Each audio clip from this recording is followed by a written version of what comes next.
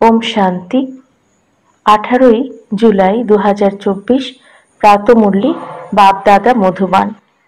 মিষ্টি বাচ্চারা, তোমাদের সেবার সমাচার শোনার পড়ার শখ থাকা উচিত, কারণ এতে উৎসাহ উদ্দীপনা বাড়ে, সার্ভিস করার সংকল্প উৎপন্ন হয়। প্রশ্ন: সঙ্গম যুগে বাবা তোমাদের সুখ প্রদান করেন না, কিন্তু সুখের পথ বলে দেন, কেন?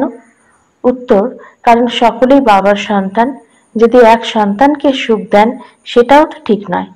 লৌকিক বাবার কাছ থেকে বাচ্চারা অবশ্যই তাদের ভাগ পায়। অসীম জগতের পিতা প্রাপ্তি বন্টন করেন না, সুখের পথ বলে দেন। যারা সেই পথে চলে, পুরুষার্থ করে, তারা উচ্চ পদ লাভ করে। বাচ্চাদের পুরুষার্থ করতে হবে, সবকিছু নির্ভর করে পুরুষার্থের ওপর। ওম শান্তি। বাচ্চারা জানে বাবা জ্ঞান মুরলি বাজান। মুরলি সকলের কাছেই যায়, আর যারা মুরলি পড়ে সার্ভিস করে তাদের খবর ম্যাগাজিনে আসে। এখন যে বাচ্চারা ম্যাগাজিন পড়ে তারা সেন্টারের সেবার খবর জানতে পারবে, অমুক অমুক স্থানে এমন এমন সেবা হচ্ছে। যারা পড়বেই না তারা কোনো খবর জানতেও পারবে না, আর পুরুষার্থ করবে না। সার্ভিসের খবর শুনে মনে হয় আমিও যদি এরকম সেবা করতে পারি। ম্যাগাজিন পড়ে জানা যায় আমাদের ভাই বোনেরা কত সেবা করছে। এই কথা তো বাচ্চারা বোঝে, যত সার্ভিস তত উচ্চ পদের প্রাপ্তি। তাই ম্যাগাজিনও উৎসাহ প্রদান করে সার্ভিস করার জন্য।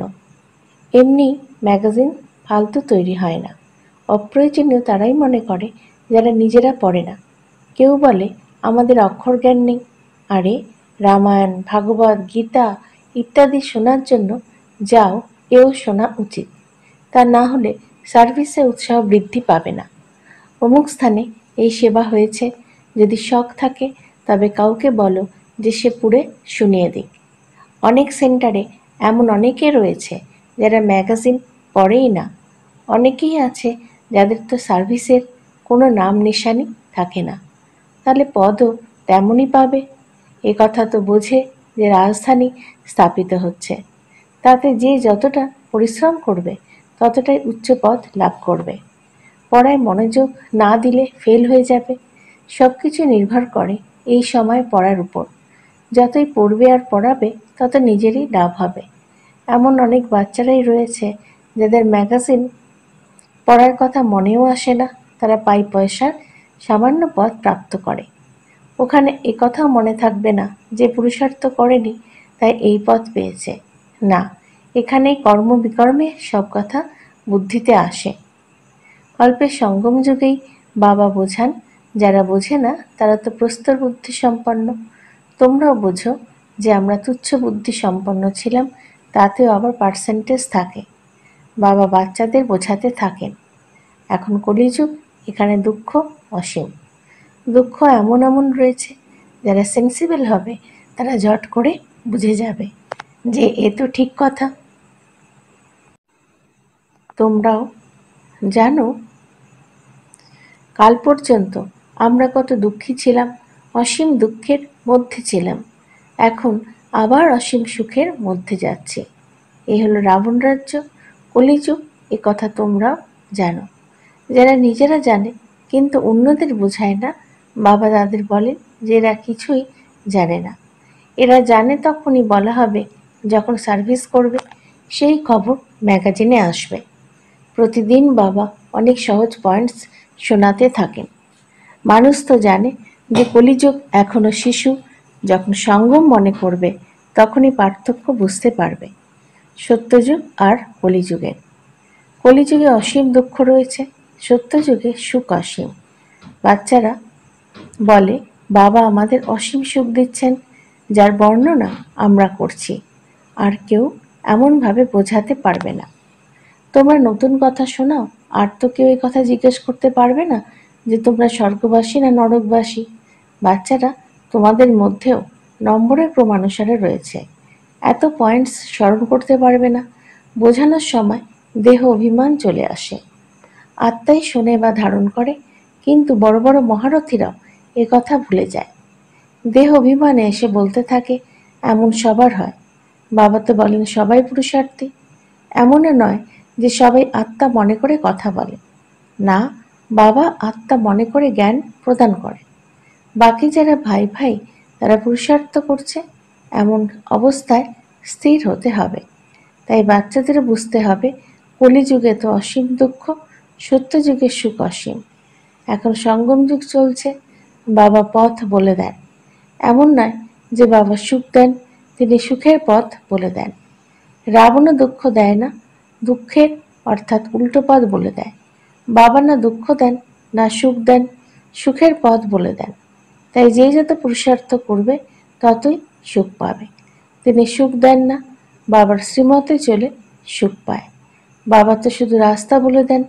রাবণের থেকে দুঃখের পথের খোঁজ পাওয়া যায়। যদি বাবাই দেন তাহলে সকলেরই একই রকমের উত্তরাধিকার পাওয়া উচিত। যেমন লৌকিক পিতাও তার উত্তরাধিকার বন্টন করেন।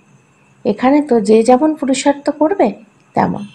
বাবা তো অতি সহজ পথ বলে দেন, এইরূপ এইরূপ করলে তবে উচ্চ পথ লাভ করবে।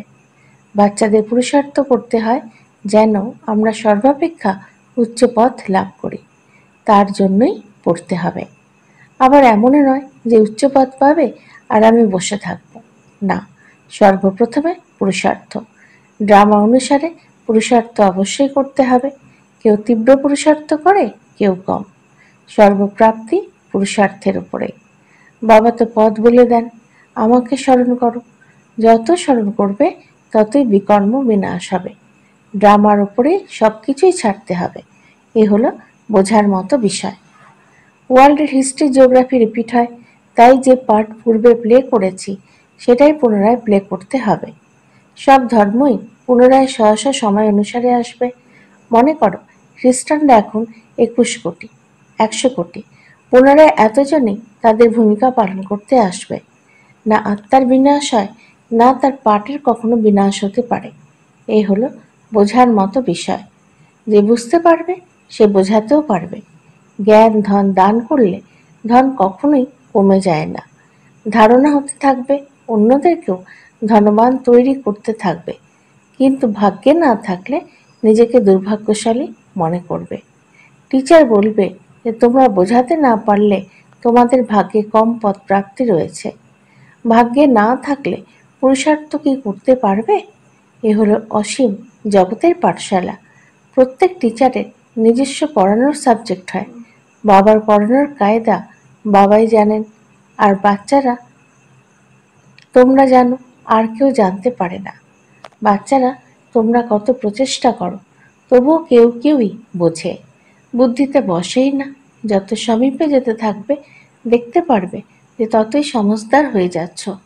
এখন মিউজিয়াম, আধ্যাত্মিক কলেজ ইত্যাদি খুলে তোমাদের এই নামই তো সবচেয়ে বিচিত্র, আধ্যাত্মিক বিশ্ববিদ্যালয়। গভর্নমেন্টও দেখবে, বলো তোমাদের হলো স্থূল বিশ্ববিদ্যালয়, এ হলো আধ্যাত্মিক। আত্মায় পড়ে। আত্মিক পিতা একবারই এসে সমগ্র 84 চক্রের পড়া তার আত্মারূপী সন্তানদের পড়ান। তোমরা ফিল্মে দেখবে যে তার 3 ঘন্টা অন্তর অন্তর হুবহু রিপিট হবে। এও 5000 বছরের চক্র, যা হুবহু রিপিট হয়। বাচ্চারা এই শুধু তোমরাই জানো। ভক্তিতে ওরা শুধু শাস্ত্রকেই সঠিক বলে মনে করে। তোমাদের কোনো শাস্ত্র নেই। বাবা বসে বোঝান। বাবা কি কোনো শাস্ত্র পড়েছেন? ভক্তি মার্গের লোকেরা গীতা পাঠ করে শোনায়। পড়াশোনা করে তো মায়ের পেট থেকে বেরোবে না। পড়ানোর পাঠ হলো অসীম জগতের পিতা। নিজের পরিচয় দেন, দুনিয়া তো জানেই না। গাওয়াও হয় বাবা জ্ঞানের সাগর। কৃষ্ণের উদ্দেশ্যে কথা বলা হয় না যে তিনি জ্ঞানের সাগর। এই লক্ষ্মী নারায়ণও কি জ্ঞানের সাগর? না, এও বিস্ময়কর। আমরা ব্রাহ্মণরাই শ্রীমত অনুসারে এই জ্ঞান শোনাই। তোমরাও জানো, সেই অর্থে আমরা ব্রাহ্মণরাই হলাম প্রজাপিতা ব্রহ্মার সন্তান। অনেকবার এমন হয়েছি, পুনরায় হব। মানুষের বুদ্ধিতে যখন প্রবেশ করবে তখন তারা মানবে।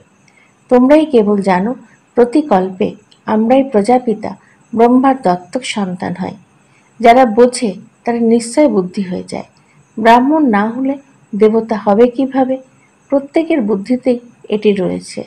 স্কুলেও এমন হয়, কেউ স্কলারশিপ পায়, কেউ আবার ফেলও করে, পুনরায় নতুন করে পড়তে হয়।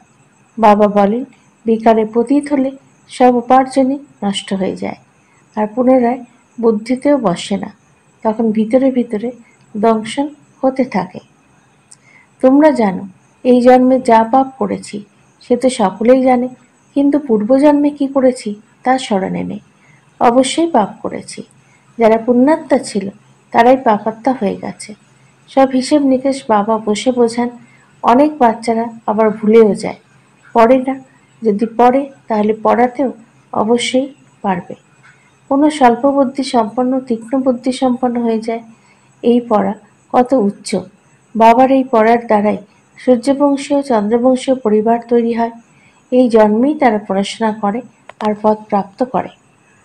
তোমরা তো জানো যে এই পড়ার জন্য যে পদপ্রাপ্তি ঘটে তা পাওয়া যায় নতুন দুনিয়ায়। নতুন দুনিয়া আর অতি দূরে নয়।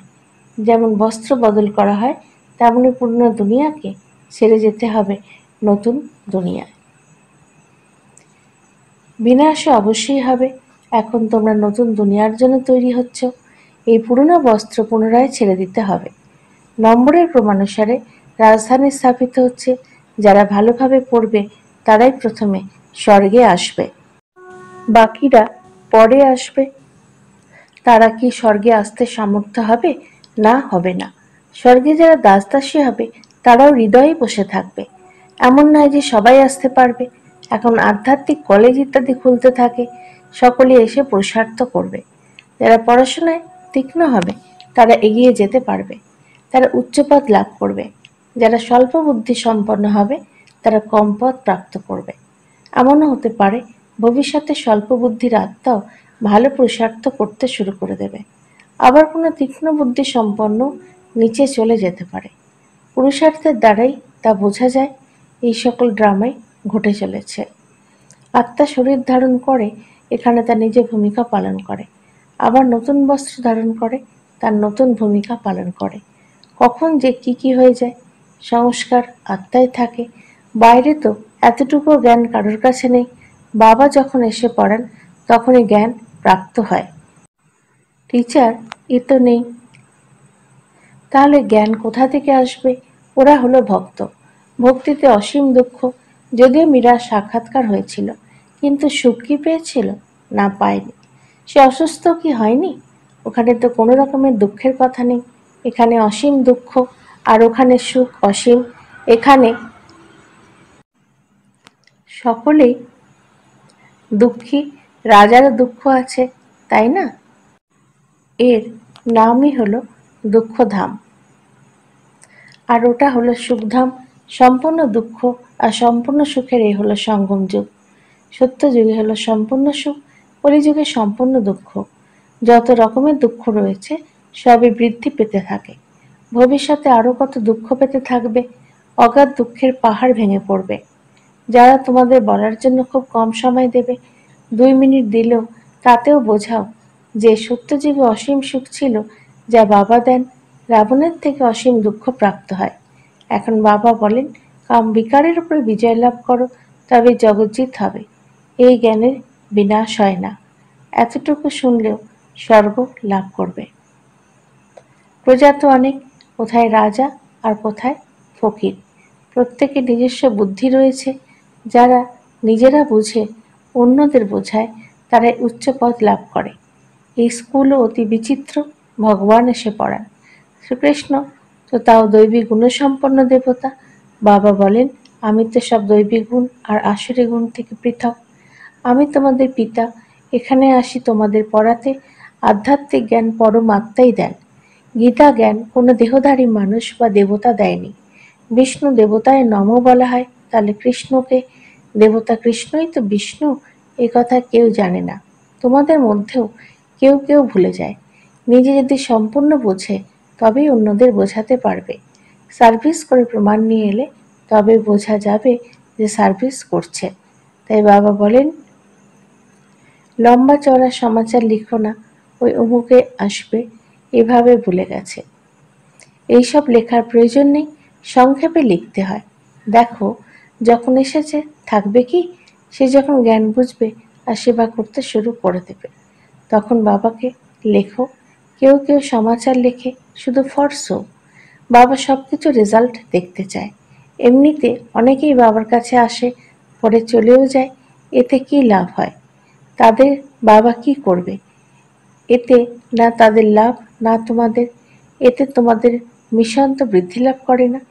আচ্ছা, মিষ্টি মিষ্টি হারানিধি বাচ্চাদের প্রতি মাতা পিতা বাপ দাদার স্মরণের স্নেহ সুমন আর সুপ্রভাত।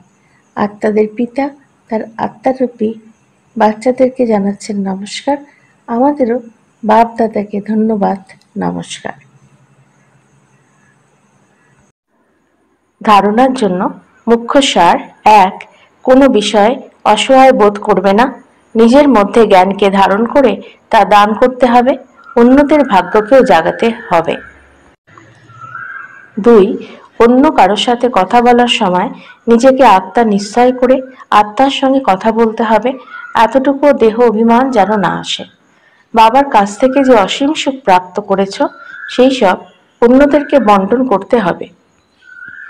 বরদান: হৃদয় আর বুদ্ধি এই দুইয়ের ব্যালেন্স রেখে সেবা করে সদা সফলতা মূর্তি ভব। কখনো কখনো বাচ্চারা সেবাতে কেবল বুদ্ধি ইউজ করে, কিন্তু হৃদয় আর বুদ্ধি এই দুটি দিয়ে সেবা করো, তাহলে সেবাতে সফলতা মূর্তি হয়ে যাবে। যারা কেবল বুদ্ধি দিয়ে সেবা করে তাদের বুদ্ধিতে অল্প সময়ের জন্য বাবার স্মরণ থাকে যে হ্যাঁ বাবাই করাচ্ছেন, কিন্তু কিছু সময় পরে পুনরায় সে আমিত্বভাব এসে যায়। আর যে হৃদয় থেকে সেবা করে তার হৃদয়ে বাবার স্মরণ সদাই থাকে। হৃদয় থেকে সেবা করলে তার ফল অবশ্যই প্রাপ্ত হবে। আর যদি দুইয়ের ব্যালেন্স থাকে তাহলে সদাই সফলতা হতে থাকবে। স্লোগান: অসীম জগতে থাকো, তাহলে পার্থিব জগতের কথা স্বভাবতই সমাপ্ত হয়ে যাবে। ওম শান্তি।